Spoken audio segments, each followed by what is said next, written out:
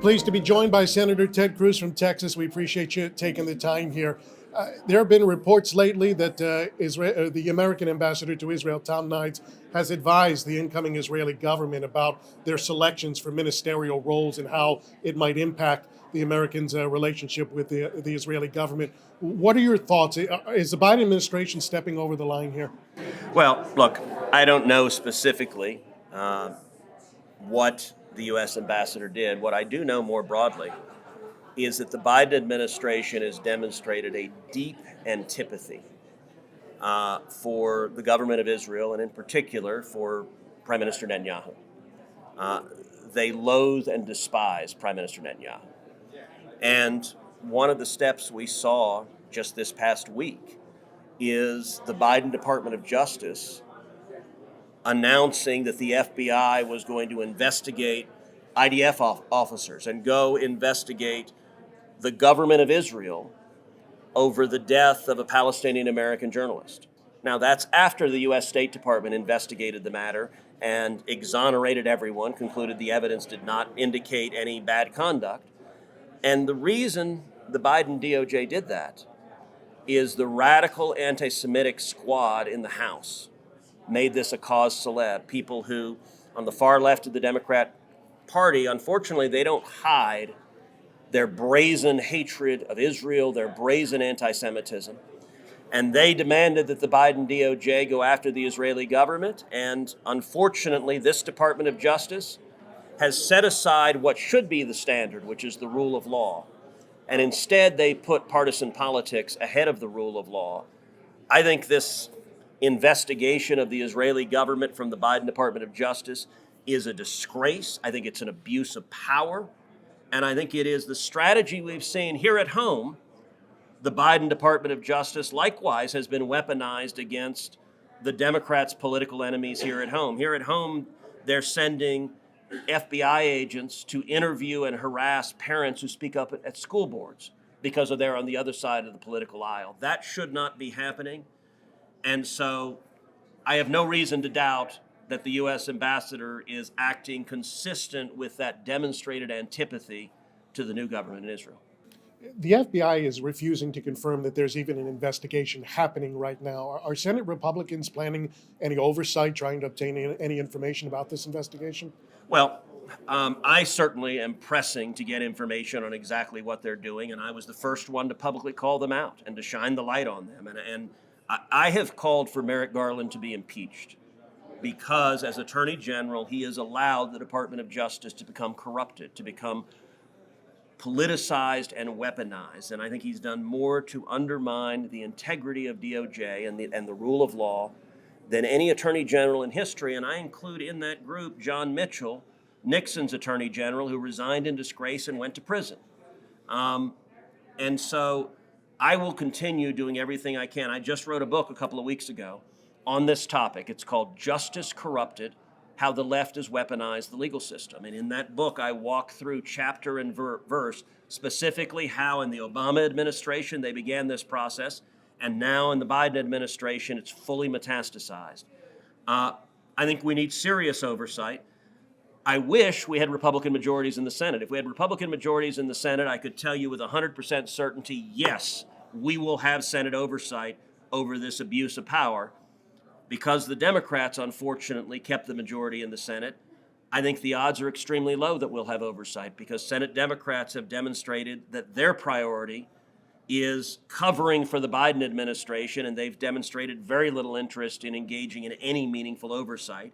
The good news is, however, we have a Republican House of Representatives. So even if Senate Democrats block oversight, I'm hopeful the House will shine a light and get to the bottom of this abuse of power. Texas is one of a number of states that is looking at the ESG movement, environmental, Yes. social governance movement, social investing based on social justice causes, and a lot of anti-Semitic, anti-Israel Yes. activity has taken place within that movement. I believe you reached out to the Commerce Department to try to get more information on where they stand. Have you received a response? We have received some responses because it's an ongoing inquiry. I am next in line to be the senior Republican on the Commerce Committee. And the Commerce Committee has jurisdiction over about half of the U.S. economy. And so I had hoped that would mean that I would be chairman of the committee this year, but because the Democrats kept a majority, I'll instead be the ranking Republican, the senior Republican. That gives some additional ability to engage in oversight, and I intend to engage in the maximum oversight that is possible.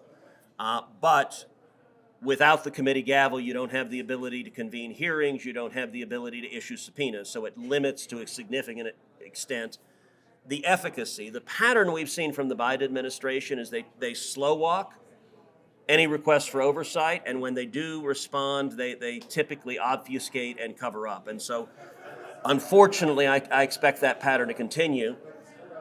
I can tell you where I'm optimistic about fighting back on the abuses of the ESG movement. I think the ESG movement is incredibly dangerous. I think it is the hard left trying to use financial leverage of capital to achieve their political ends. They're too extreme to achieve through politics.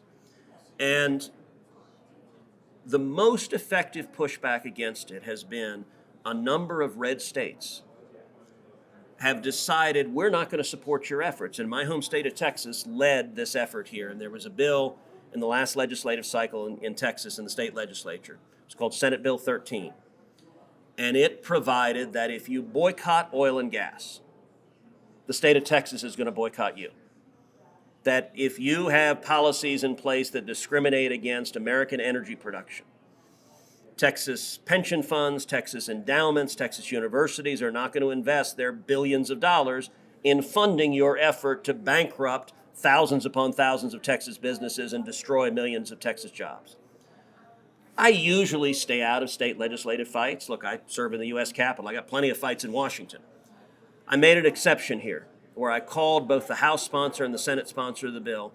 I wrote an op-ed explicitly advocating that Texas pass the bill, and I sent that op-ed to every state legislator in Texas. Texas went ahead and passed it, and it has started having a real effect. You're seeing other red states that have collectively trillions of dollars of capital that are being invested, that are using that leverage to press back against the ESG movement that on the one hand is trying to destroy U.S. energy production, but on the other side is also trying to, through the back door, implement a BDS policy targeting Israel. And I think we should see red states or any states that care about Israel using the leverage they have to say we're not going to fund efforts to attack and undermine our friend and ally Israel. What, in terms of Iran, do you suggest doing beyond rhetoric? It's one thing for the Biden administration or Republicans to say, we support these protesters. What in practice, rather than in principle, do you feel can actually be done to support those protesters? Reverse every disastrous policy that the Biden administration has put in on Iran since they came in. I believe the Ayatollah Khamenei is a theocratic zealot. He is a murderer.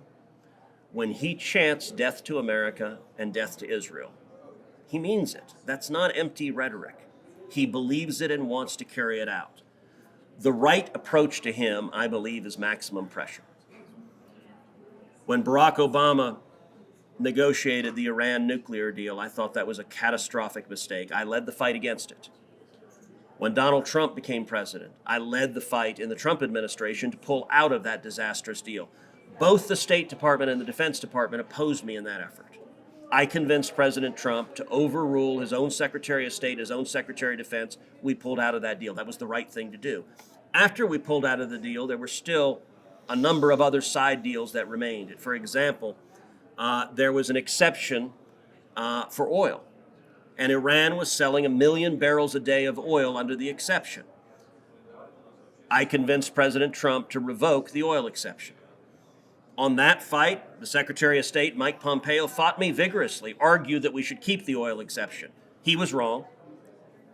President Trump agreed with me, ended the oil exception. It crippled the Iranian economy, put massive pressure on the regime. When Joe Biden came in, he reversed every one of those decisions. Right now, he's allowing Iran to sell 1 million barrels a day of oil. He's funding the regime, the jackbooted thugs who are beating up and torturing and murdering the protesters are getting their revenue because of political decisions made by Joe Biden and this administration. I think the response is maximum pressure, that we need to stand up and cut off the cash that is funding the regime. the Biden administration right now is basically filling their bank coffers. Senator Ted Cruz, Texas, thank you so much for your time. We appreciate it. Thank you.